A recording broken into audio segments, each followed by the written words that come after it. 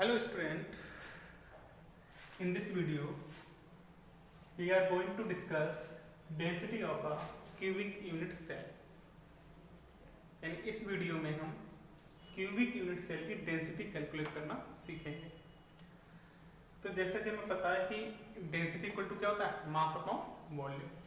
यानी अगर unit cell की हमें डेंसिटी निकालनी है तो यूनिट सेल का हमें मास पता होना चाहिए और यूनिट सेल का वॉल्यूम पता होना चाहिए। तो मान लेते हैं यहाँ पर let's the edge length of cubic unit cell equal to ए।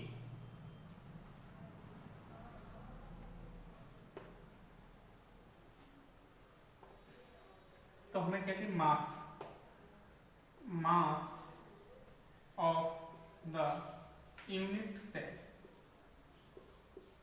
हम पहले मास निकालते हैं क्योंकि डेंसिटी हमें निकालनी है। तो डेंसिटी इक्वल टू क्या होता है, mass upon volume. Mass of the unit cell, unit cell का मास कितना होगा। तो यूनिट सेल किससे मिलकर बनी होती है, एटम से। तो जो एटम का मास होगा वही मास किसका होगा, यूनिट सेल का। यानी total mass of atoms present in a unit cell। यानी यूनिट सेल में जितने एटम्स प्रेजेंट होंगे उनका मास क्या कहलाएगा, mass of the unit cell कहलाएगा। अब क्यूबिक यूनिट सेल कई तरह की होती हैं। जैसे कि अगर हम बात करें simple cubic unit cell, body centred unit cell, face centred unit cell और एम सेंटर्ड यूनिट सेल। तो उन सभी में नंबर ऑफ एटम जो प्रेजेंट होते हैं वो अलग अलग होते हैं। जैसे कि क्यूबिक में एक एटम प्रेजेंट होता है, बॉडी सेंटर में 2 एटम प्रेजेंट होते हैं, फेस सेंटर में 4 एटम प्रेजेंट होते हैं। तो यहाँ पर mass of the unit cell क्या आ जाएगा, effective number of atom in unit cell into mass of an atom. यानी कि हमें पता होना चाहिए उस यूनिट सेल में कितने एटम प्रेजेंट हैं और एक एटम का मास। ये क्या निकल आएगा, टोटल मास निकला। अब मास ऑफ एन एटम कैसे निकलेगा, वो जनरली हमें क्या पता होता है, मोलर मास पता होता है सब्सटेंस का। क्या पता होता है, मोलर मास। तो मास ऑफ एन एटम क्या होगा, यहाँ हम बात करें मास ऑफ एन एटम। यहाँ पर देखना mass of an atom equal to हो जाएगा molar mass upon Avogadro number. ये यहाँ पर पुट कर देंगे। तो इफेक्टिव नंबर को किससे शो करते हैं, जेड से। मोलर मास को किससे शो करते हैं, एम से, एम अपॉन एन ए। तो ये निकला है mass of the unit cell. अब volume of the unit cell निकालना। Volume of unit cell, volume कितना होगा, तो क्यूबिक है तो कितना हो जाएगा, ए क्यूब। वॉल्यूम हो जाएगा हमारा ए क्यूब। अब हम डेंसिटी बहुत आराम से कैलकुलेट कर सकते हैं। कितना नोट कर लें,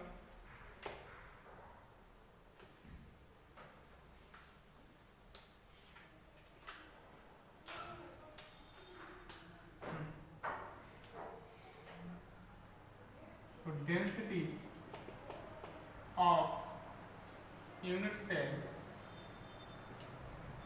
equal to mass of unit cell upon volume of unit cell। Clear. तो डेंसिटी को हम डी से डिनोट करते हैं। मास कितना निकला था, Z into M upon N A upon volume कितना है, ए क्यू। यानी डी इक्वल टू हो गया Z into M upon N A into A cube. ये आएगा हमारा ग्राम पर सेंटीमीटर क्यूब। ग्राम पर सेंटीमीटर क्यों में आएगा, क्यों आएगा? तो यार जेड क्या है? Effective number of atom of unit cell. M क्या है यहाँ पर? मोलर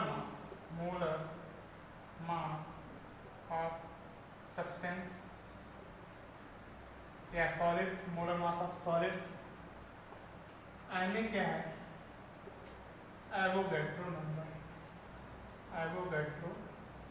नंबर, जिसकी वैल्यू कितनी होती है? 6.022 इंटू 10⁻23 एटम आइंस और मॉलिक्यूल्स। ए क्या है? Edge length of cube. ये क्या है? Edge length of cube.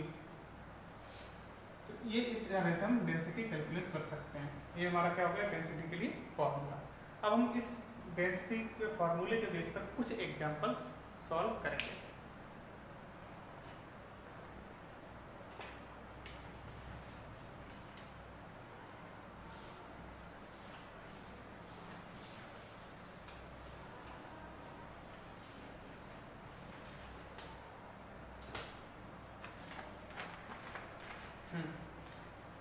तो एग्जांपल नंबर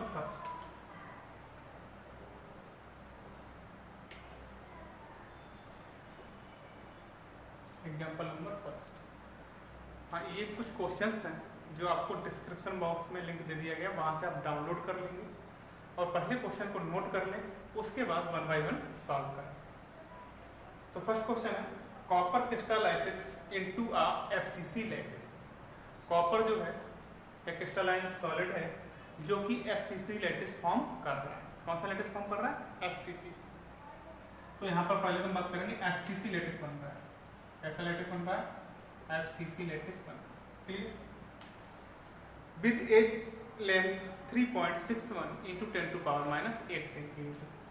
इसमें जो एज लेंथ है वो 3.61 इंटू 10⁻⁸ सेंटीमीटर दी है। So that the calculate density is in, हमें डेंसिटी कैलकुलेट करनी है, is in agreement with its measured value of 8.92। इसकी जो मेजर्ड वैल्यू है वो 8.92 है। डेंसिटी की जो मेजर्ड वैल्यू है वो कितनी? 8.92 ग्राम सेंटीमीटर क्यूब। यानी कि हम जो कैलकुलेट करके लाएंगे डेंसिटी वो इतनी आनी चाहिए, अप्रॉक्सीमेटली कितनी आनी चाहिए? इतनी। तो कहते हैं एफसीसी लैटिस के लिए कॉपर कैसा पाया है? कॉपर एफसीसी लैटिस के लिए जो जेड होता है वो 4 होता है। ये हम पहले से कैलकुलेट कर चुके हैं। एफसीसी लैटिस में क्या होता है? जो एटम्स होते हैं वो कॉर्नर पर होते हैं और फेस सेंटर पर होते हैं। ठीक है, तो इस तरह इसका जेड कितना हो जाता है? 4। ए हमारे पास है। कॉपर की बात हो रही थी तो मोलर मास ऑफ कॉपर क्या होता है? मोलर मास ऑफ कॉपर हमारा होता है 63.5 ग्राम। ठीक है, Na की वैल्यू हमें पता ही है। Na की वैल्यू होती है 6.022 इंटू 10⁻23। हमें डी कैलकुलेट करना है। D इक्वल टू होता है Z into N upon A cube into N A. इसमें वैल्यू पुट करेंगे तो 4 इंटू 63.5 अपॉन 3.61 इंटू 10⁻⁸ का क्यूब इंटू 6.022 इंटू 10⁻23। ऊपर हम मल्टीप्लाई कर लेंगे तो ये आएगा 254 अपॉन 3.61 का जो क्यूब होता है वो 47.04 होता है और 10⁻8 का क्यूब होगा -24 हो जाएगा इंटू 6.022 इंटू 10⁻23। तो ये हमारा आ जाएगा 254 अपॉन 47.04 इंटू 6.022 इंटू 10⁻⁻1 यानी 254 अपॉन 4.704 इंटू 6.022, ये 10⁻⁻1 से ये डेसिमल जो है 1 डिजिट लेफ्ट साइड में मूव कर गया। ये 254 अपॉन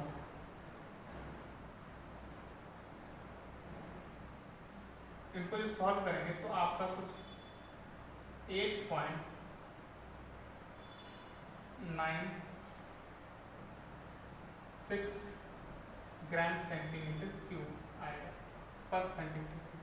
तो ये वैल्यू देखिए इसके कैसी अप्रोक्सीमेटली सेम है, तो लिख देंगे which is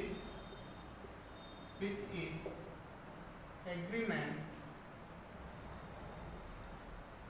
with measured value। Clear? तो ये फर्स्ट एग्जाम्पल हमारा नोट करें।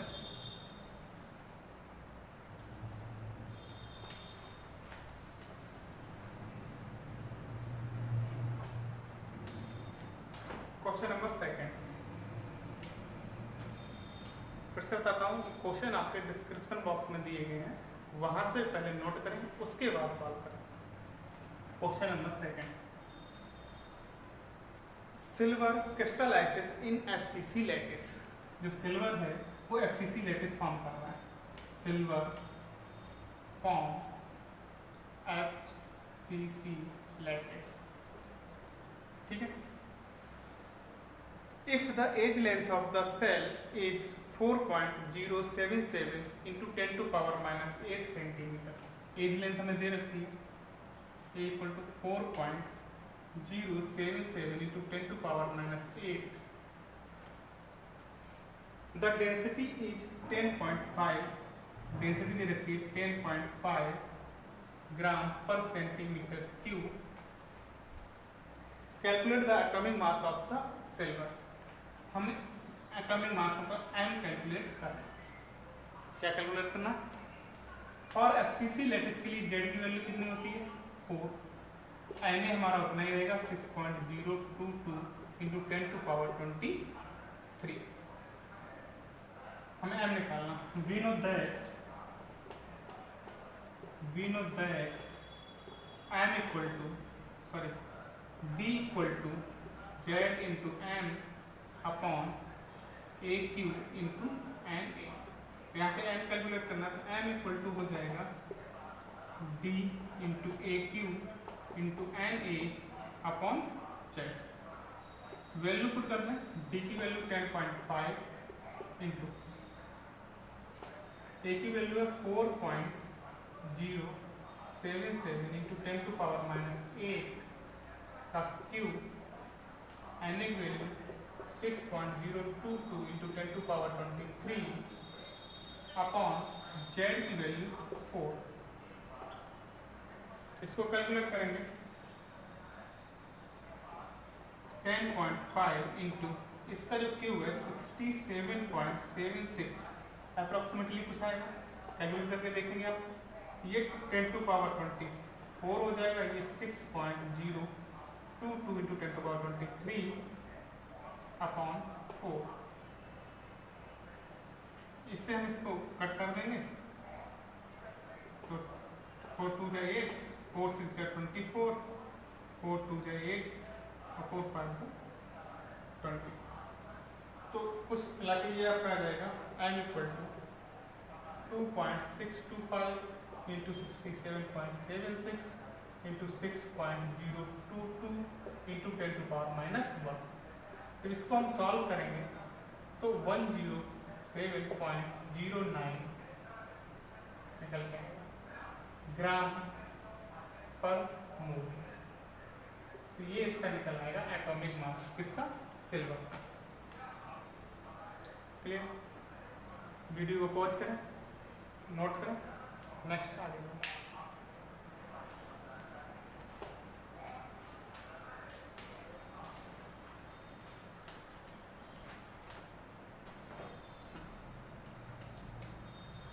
नेक्स्ट क्वेश्चन है question number 3।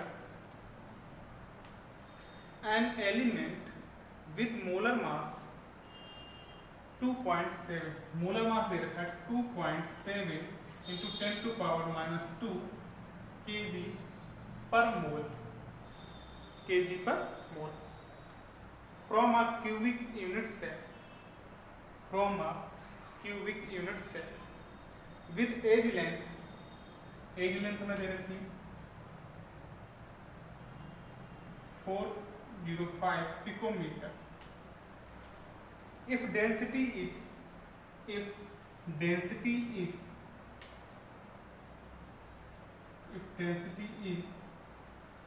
2.7 into 10⁻³ kilogram per meter cube, what is the nature of the cubic unit cell? What is the nature of the cubic unit cell? अब हमें क्या है, molar mass दे रखा है, एज लेंथ दे रखी है, डी दे रखा है, हम क्या दे रखा हो, एन ए भी दे रखा हो, एन ए तो हमें पता ही होता है 6.0। फॉर्मूला हमारा क्या था, D equal to Z into N upon A cube into N. ये हमें गिवन है, मोलर मास गिवन है, ए गिवन है, एन ए गिवन है, क्या गिवन नहीं है, जेड। यानी हमें जेड कैलकुलेट करना है। क्या कैलकुलेट करना है, जेड। जब जेड कैलकुलेट करके आया होकर आ जाएगा तो इफेक्टिव नंबर निकल आएगा। और अलग अलग यूनिट सेल के लिए इफेक्टिव नंबर की वैल्यू अलग अलग होती है, उससे हम पता कर लेंगे कि यूनिट सेल का नेचर कैसा है। मतलब सिंपल यूनिट सेल है, बॉडी सेंटर्ड यूनिट सेल है, या फेस सेंटर्ड यूनिट सेल है। तो इससे हमारा क्लियर क्या आएगा। तो जेड यानी we know that d equal to Z into N upon A cube into N A. तो यहाँ से हम जेड निकालेंगे तो d into A cube into N A upon N. जब भी हम कभी भी वैल्यू यहाँ पर कोई भी रखते हैं तो हमें ध्यान रखना चाहिए कि वो वैल्यू एक ही सिस्टम में होनी चाहिए, या तो CGS में हो या MKS में हो या SI में। तो ध्यान दीजिए, ये आपकी SI में है, MKS में है, ये भी आपकी MKS में है। ये वैल्यू आपकी कहाँ है, पिकोमीटर में। इसको हम चेंज कर लेंगे किसे, मीटर में। MKS में बनाएंगे तो क्या कहाँ ले जाएंगे, मीटर में। तो इसको जो मीटर में चेंज करेंगे ना, तो ये हो जाएगा 405 इंटू 10⁻⁻12 मीटर। इसको थोड़ा और सॉल्व करेंगे तो ये हो जाएगा 4.05 इंटू 10⁻10 मीटर। क्लियर। अब देखिए सभी वैल्यू क्या है, एक ही सिस्टम में आ गई। सभी वैल्यू क्या है, MKS में आ गई, या तो CGS में हो या MKS में। अब क्या है, अब हमें इसको करना है। तो D की वैल्यू कितनी होगी, D की वैल्यू दे रखी है 2.7 इंटू 10⁻3। लेकिन जो हमारा फॉर्मूला था वो हमारा किसमें था, ग्राम पर। ठीक है, तो ये आपका D की वैल्यू है। A की वैल्यू कितनी है, A की वैल्यू हमारी ये है 4.05 इंटू 10⁻10, और इसका क्या हो जाएगा, क्यूब इंटू एन ए की वैल्यू कितनी है, यहाँ रख देंगे 6.022 into 10⁻23 upon N. Molar mass जो हमारा है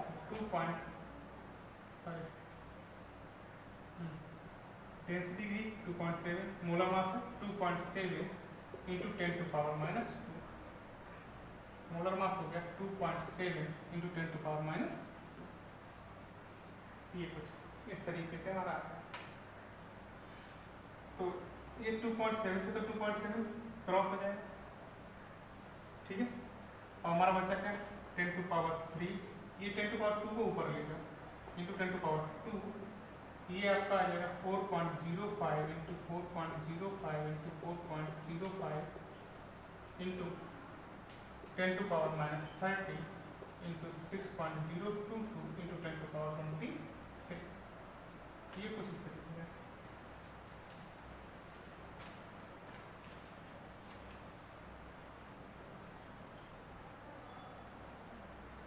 तो ध्यान देंगे, ये आपका 60 4 पॉइंट अप्रोक्सीमेटली अगर हम इसको कन्वर्ट करेंगे तो ये हमारा हो जाएगा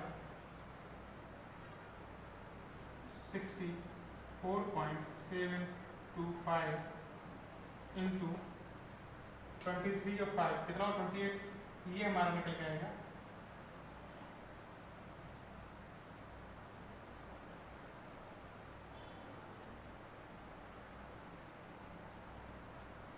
-2 इंटू 6.02। इसको जब हम करेंगे तो ये हमारा 3.992 इंटू 10⁻², अप्रॉक्सीमेटली निकल जाएगा 3.99। इसको हम क्या कर सकते हैं 4। तो z की वैल्यू कितनी आ गई 4। जब z की वैल्यू 4 आएगी तो Z4 किसके लिए होता है FCC लैटिस के लिए, यानी कि लैटिस कैसा था, यूनिट सेल का नेचर कैसा होगा, nature of unit cell, nature of unit cell हो जाएगा FCC। Nature of unit cell क्या हो जाएगा FCC। Thank you guys.